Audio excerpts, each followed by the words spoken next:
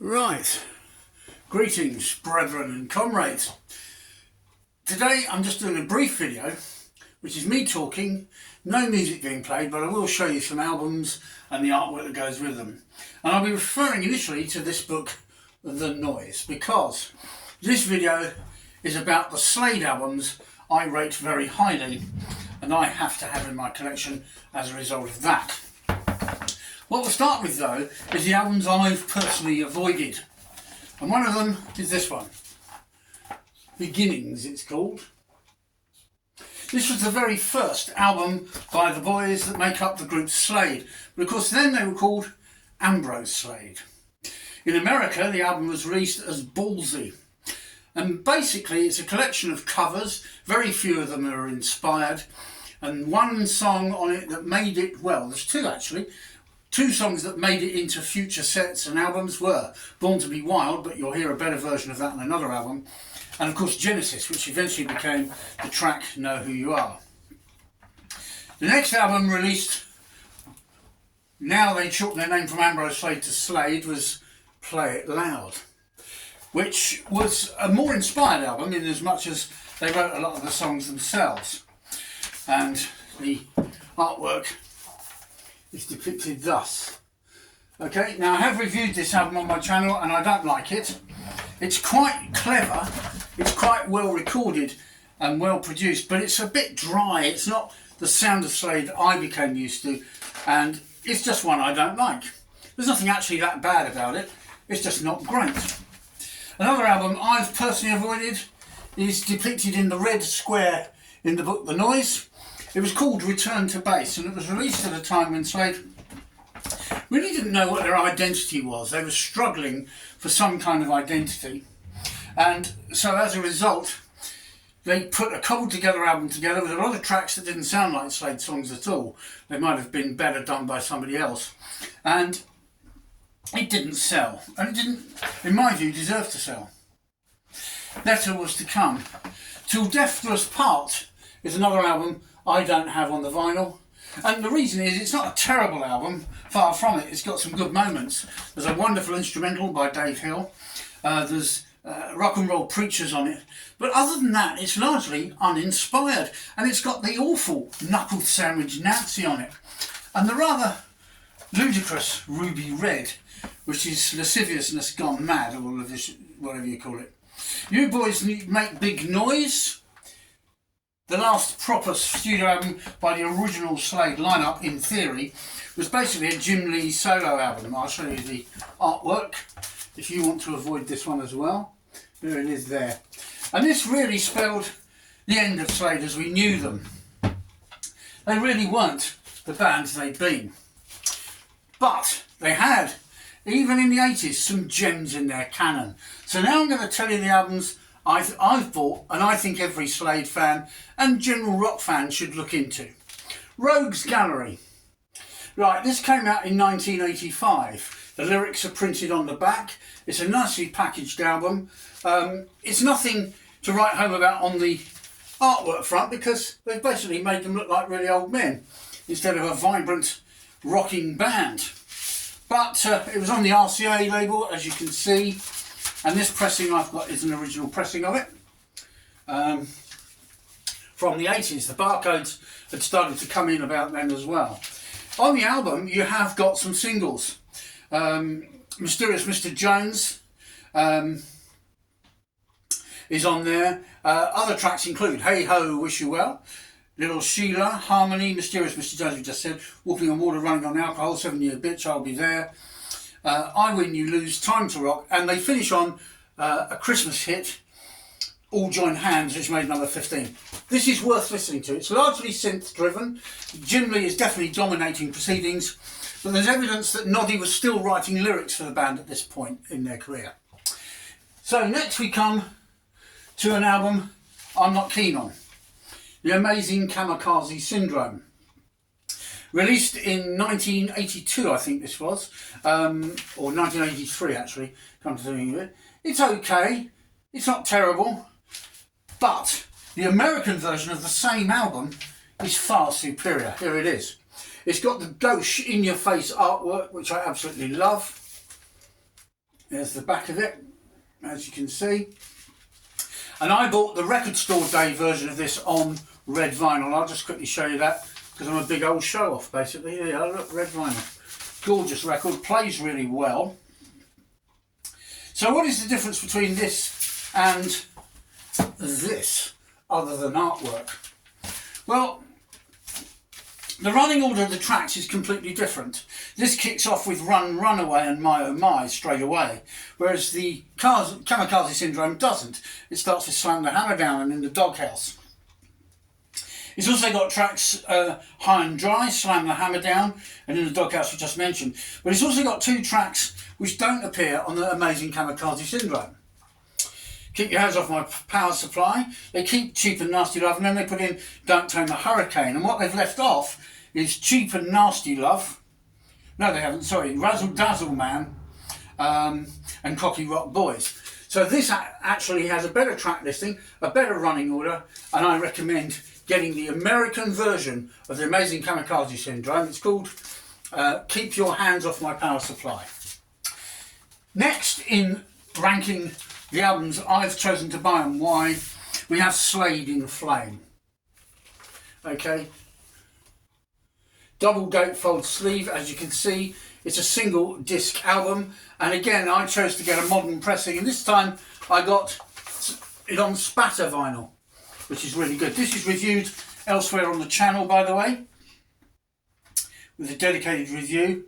But why is this album in my ranked albums that are worth getting? Well, it came as part of a package because it was literally the soundtrack to a film that Slade made, which at the time wasn't a big hit, but later became appreciated for being a classic piece of rock celluloid. The album is solid. It's got massive hits on it. It's got How Does It Feel and Far, Far Away, which you'll remember very well from the charts. Standing on the Corner, Them Monkeys Can't Swing, How Does It Feel, Far, Far Away. Okay, Yesterday Was Yesterday. This Girl, Heaven Knows, Summer Song, Wishing You Were Here. So Far, So Good, Lay It Down. And at this point, I'll just mention very briefly that even by the release of this record in 1975, the band were being compared with the Beatles. They were nothing like the Beatles, other than that there were 4 of them and they stood up on their legs and sang lots of songs. Right. Next up, I rate this album really highly. It's called Old New Borrowed and Blue, and a lot of Slade fans say it's not that good an album. Don Powell had recently had a near-fatal car crash. They'd rushed out a compilation called Slade-esque to keep the momentum of sales going, so this album got delayed, and some of the stuff wasn't finished on time for it to be released for Christmas 1973, so it came out in 1974. Another gatefold sleeve with lots of lovely lyrics and pictures of the boys there looking very sombre. They are. There we are. It's a lovely thing to own.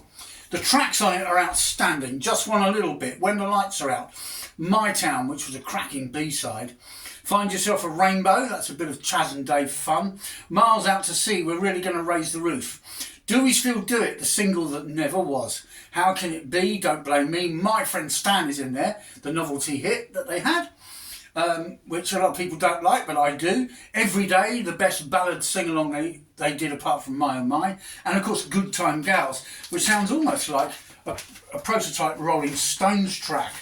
So Slade were in full effect on Old New Borrowed and Blue, even if it was a bit of a struggle for them to get the record together, and therefore release of it had to be delayed a little bit. I'm just struggling to get that back in its plastic packet. Right, the next album I definitely had to own in the Slade canon, and again I decided to get oh, I forgot to show you the spatter vinyl of Old New Borrowed and Blue. Hang on, we're slipping here. Oh dear. By the way, spatter vinyl reissues are well worth seeking out. They're still not fetching silly money, so they're gettable. There you go, look at that. And I can tell you now, that plays really, really well. Now the Flame album and the accompanying books that went with the film, I forgot to mention, are also reviewed on this channel. There's 3 separate Flame reviews under the general title of Flame at 50. So, 1972 saw them releasing this album. I call it Slade, so that you know what I'm talking about. But you normally would pronounce that Slade. And there they are, looking hard and heavy. And rightly so, because the album is hard and heavy. I've also bought the Spatter vinyl version of this, which is very fetching, yellow and black. I love that. These Spatter vinyls, if you haven't got any, and you think after watching me today, you think, oh, I might get that. They look great spinning on your turntable when you're listening to the music. So, well worth getting. This album is as heavy as it comes. How Do You Ride? A heavy stomping rocker. The Whole World's Going Crazy is a bit of a party piece. Nod wrote that one all on his own. Look at Last Night is a heavy bluesy ballad, reflecting on the fickleness of fame. I Won't Let It Happen Again. Oh my word.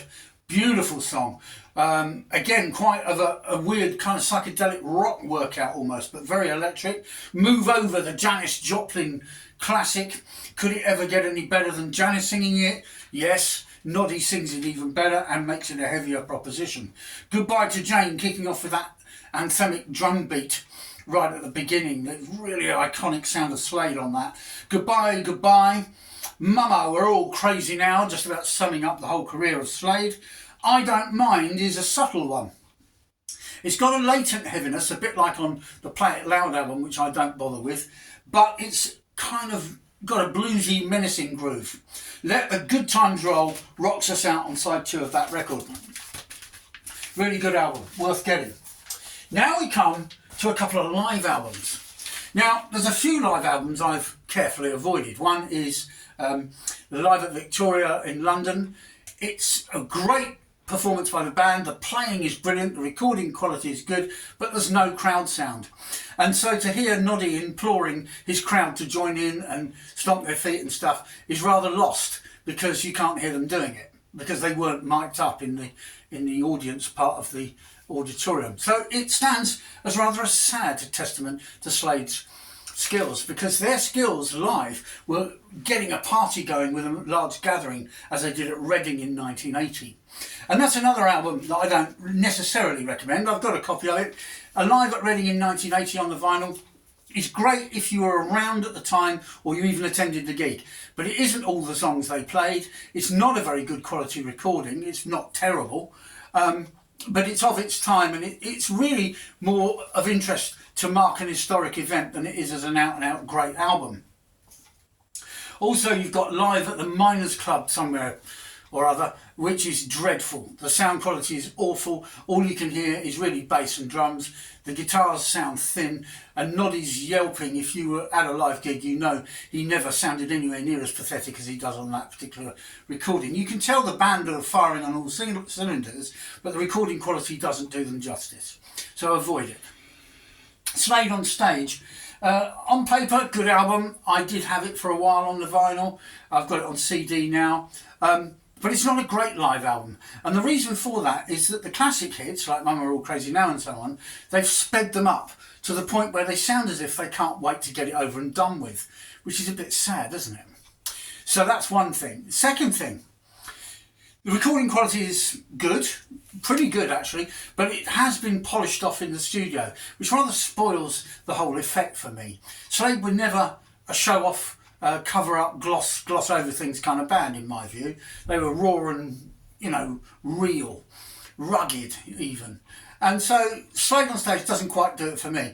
It also contains a couple more tracks other than Rock and Roll Preacher, which is brilliant, from the Till Death Do Us Part album, which is not brilliant.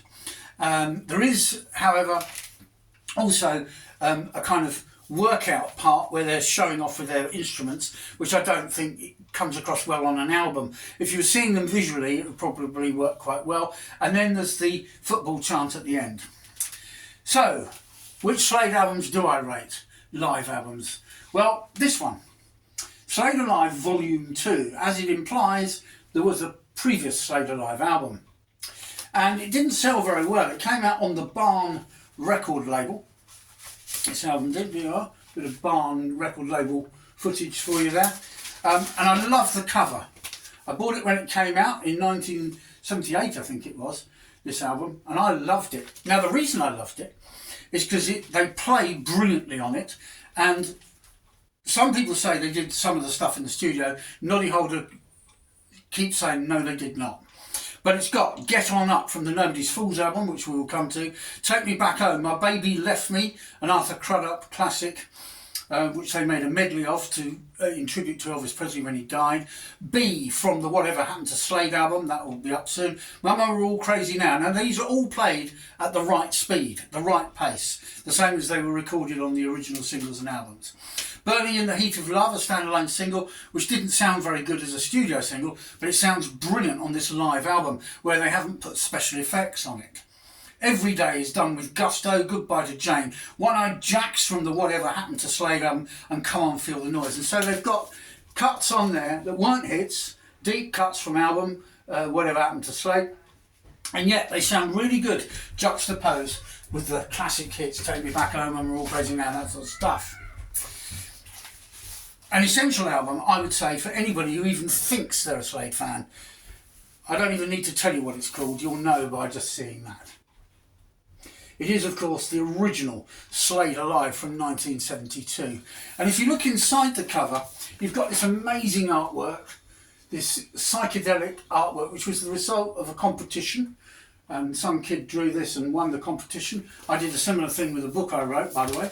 Had a competition and published it with a cover by a child. There is not the lyrics, as you might imagine, but in fact, lots of the press comments at the time, and not all of them were necessarily that flattering. Now, this is the 40th anniversary edition of the album. It's on the black vinyl, but as you can see, it's not on Polydor. It's a BMG issue, and I bought this issue because it's a good, solid, weighty vinyl, good quality pressing, and some of these were remastered or something by a guy called Turin. I forget the details of it. But this album is the raw, unvarnished Slade as they were just prior to them going global and big. So when this came out, 'Cause I Love You and Look What You've Done, it hit the charts. But on here they do Alvin Lee's Hear Me Calling with surprising subtleties. In Like a Shot from a Gun is one of their own concoctions, I call it. Darling Be Home Soon by John Sebastian, and Know Who You Are. Now, do you remember we mentioned Genesis on the Beginnings album that I'm not keen on? Well, Know Who You Are is Genesis beefed up, made 10 times heavier, with a lyric written by Don Powell about Dave Hill. Side 2 kicks off with Keep On Rocking, which is a Slade concoction of rock and roll bits and bobs thrown together. Get Down and Get With It, their first proper chart hit, hitting the charts that got to number 16, I think. And then they finish with a rowdy, rousing Born to Be Wild. Steppenwolf were believed to be saying around the time they heard this on the Slade Alive album, Steppenwolf, who originally did the song, written by Mars Bonfire, listened to Slade's version and said something like, "Why on earth did we bother?" Their version is so much better than ours. The next album I'm going to recommend, and one that I chose to get because I think it's valuable in the collection, is We'll Bring the House Down. Right, this is controversial because a lot of people, particularly Slade fanatics, don't like this artwork. I love it to bits, and hopefully it will be my next tattoo. I think it's fantastic. It's of its time. It followed on from the Reading 1980, where Slade turned their fortunes from dire to charting again. And this album celebrates that. It picks up and mops up tracks from the failed Return to Base album, the Slade EP that came out prior to this that didn't sell, and also the hit single We'll Bring the House Down, which made the top 10. So we've got We'll Bring the House Down, Night Starvation, Wheels Ain't Coming Down, Hold On to Your Hats, and When I'm Dancing I Ain't Fighting. So the whole of side 1 just rocks with alacrity from start to finish. Side 2 kicks off with Dizzy Mama. This was from the days when they were touring the States and supporting bands like ZZ Top. And Billy Gibbons and Jim Lee must have been sat in the same room doodling and noodling, and they came up with the riff for Dizzy Mama, which you will also hear a very similar riff on ZZ Top's Tush from their Fandango album. Nuts, Bolts and Screws is a kind of budget and run Nutcase on the Run. Not a great song, but fits nicely on the album. My Baby's Got It is a nice fast-paced little piece. Let Me Love Into Ya is a little bit weird, and I've never really liked it very much, but it's the only track I'm not keen on. But I can still listen to it because it's Slade, you know. And I'm a Rocker, which is Slade covering a Chuck Berry classic from the early 70s on an album he did then. So that is a good album. It's everything its preceding albums that it mopped up from weren't. So the EP that they brought out, which was 6 of the Best, by the way, the album Return to Base, all a bit lacklustre. But they mopped off the best bits and put them into We'll Bring the House Down together with some other tracks, and it worked really well. So Nobody's Fools is the next album I recommend. I call it the Red Nose Day album. There you go. This album was out in 1976, and by this time it was pretty clear that Slade's fortunes were dwindling. Although the singles still sold moderately well, they didn't make a fool of themselves here in the UK and Europe, but in most other territories the sales were falling away quite rapidly, particularly in Australia. The album, when it came out, surprised a lot of people with its eclectic mix of styles, a bit like Old New Borrowed and Blue.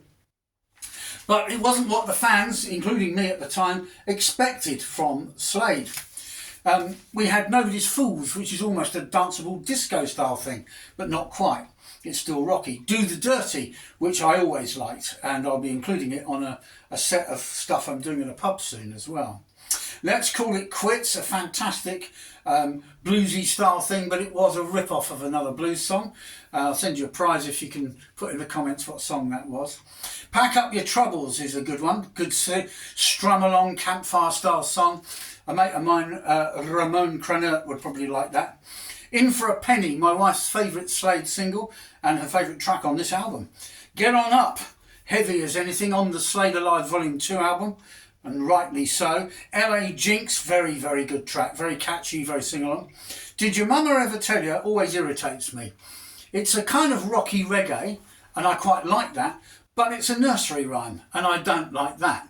It's, I don't know, my friend Stan, I thought that was okay, but this Did Mama Ever Tell You is all about, you know, Jack and Jill went up the hill, but they're trying to make it sound naughty and not very nice. I didn't see the point.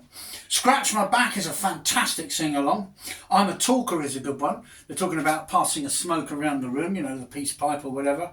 And All the World is a Stage is probably the pop rock song of the whole album in some ways. It's kind of the track that Queen never made.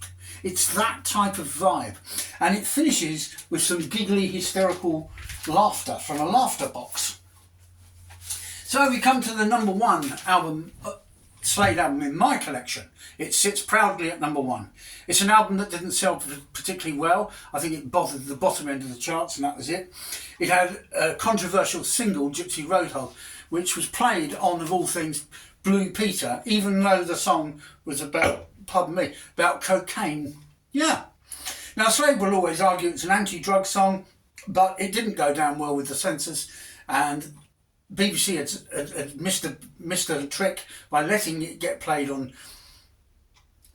Blue Peter, and the band are pathetic on it, on Blue Peter I mean. They are literally sat pretending they're driving a car, which is basically a cardboard cutout kind of piece, and it doesn't work, guys. It just doesn't. It's just pathetic. They're on a kids programme, which is what sounds to me like a very adult rock pop song. Anyway, the album has B, Lightning Never Strikes Twice, Gypsy Road Hog, Dogs of Vengeance, When Fantasy Calls, One-Eyed Jacks with Moustaches, all amazingly slabby riff, almost proto-grunge. And there is a review of this album elsewhere on my channel, if you look for that. Some of the other albums I've reviewed separately as well, so look for that. Side 2 kicks off with Big Apple Blues, all about New York, which is where Slade was staying when they wrote the bulk of this album. They actually recorded it in this country, I believe. I thought they didn't. I thought they recorded it in America. So on my review, I do say that, and I'm wrong. Fantastic guy, a friend of mine, Steve Classic, pointed that out. Dead Men Tell No Tales is the true story of a bank raid where the Slade wives and girlfriends were queuing in the bank and some robbers came in and told everybody to lay flat on the ground. They robbed the bank, ran away, and the wives got up a bit shaken. But instead of treating them to a nice meal out and, you know, placating them, Slade decided, oh, that's a good idea for a song. So Dead Men Tell No Tales. She's Got the Lot is the start of Slade's obsession with very large women. Bit like a whole lot of Rosie, that type of idea. It ain't love, but it ain't bad. That's basically getting your pleasure on the road if you're a rock band. The soul, the roll and the motion. It's a grungy, heavy rock album. And at the time of release, I was thrilled with it. I went to see them live twice following the release of this, and honestly felt this was the direction Slade should go in. On the front, they look like the skinheads they once were when they couldn't sell records, and on the back, they look like they were when they made this record with their lots of hair going on and still couldn't sell records. So there you go. But in between, they made a few hits. Now, if you want my recommendation for the best compilation to get, that's pretty easy. Getting every single hit they made and a couple of minor hits and one that almost failed to be a hit is quite genius, because you're then selling some records that didn't make a lot of money at the time all over again.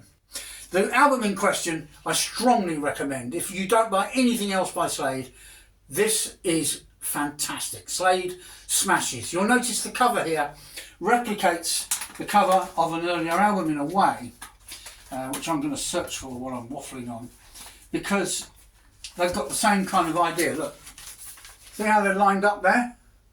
Now see how they're lined up there? Same idea, isn't it? So Slade smashes, definitely worth getting.